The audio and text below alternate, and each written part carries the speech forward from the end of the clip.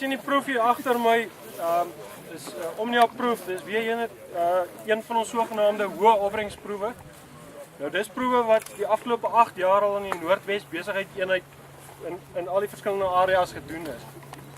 Die van julle wat laas jaar hier verbygery het, sou gesien het aan die oorkant van die pad was soortgelyke proef. Waar ons ongelukkig toe ons net 3 behandelings gehad. Ons het 'n nul bemestingpyl en dan het ons 'n normale bemestingpyl of dan nou die praktyk wat Barry vol gehad en dan het ons 'n hoë bemesting, basies 'n dubbele bemesting gehad.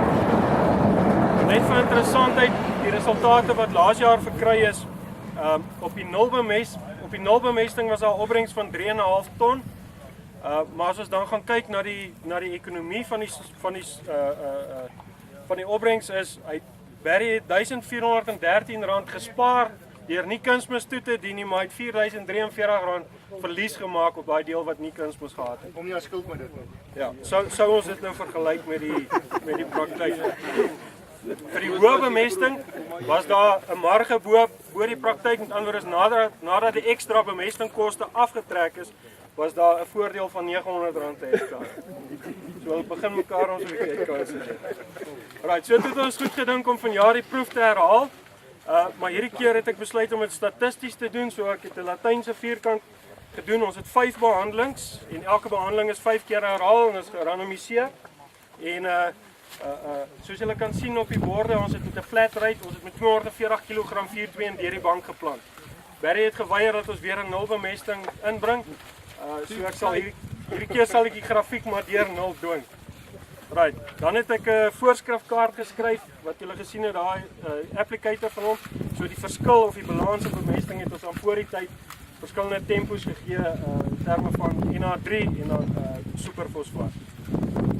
Ons het ook vir elke behandeling en elke herhaling het ons verteenwoordigende bo-grond, ondergrond monsters getrek. Ons het ook sapanalises en blaaranalises gedoen. En ons gaan dan ook voordat hy stroop gaan ons koppe afmaak en ons gaan ook kyk na die graankwaliteit. Right. En dis die kort op die lank. Enige vrae dalk? As ons kyk na die ekonomiese draaipunt, ongelukkig soos ek sê, ons het verlede jaar net 3 punte gehad. So dit is nie 'n baie akkurate kurwe nie, maar die draaipunt het hier so rondom 135 kg stikstof per hektaar gelê. Ons het ook, soos ek sê, die proef loop nou al vir 8 jaar. Ons het dan ook besluit om van jaar af, ek dink ons het genoeg inligting rondom stikstof. Ons gaan ook begin kyk na ander voedingsstowwe soos fosfaat en dan veral ook kalium. Boerentaal, hoeveel is dit kilogramme gewys, daai 135 N?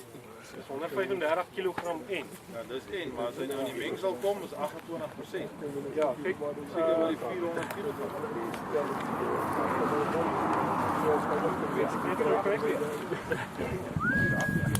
Ons het laas jaar geplant met weer eens 240 kg, maar toe het ons 520 gebruik. En toe is daar gepreplant 120 kg NH3 en 200 kg 520. So dit gaan so 'n bietjie minder as dit wees. Dit sal dalk so 150. Ons kan nie al die stikstof met plant langs die put neersit nie. So dis hoekom ons nou die preplant het.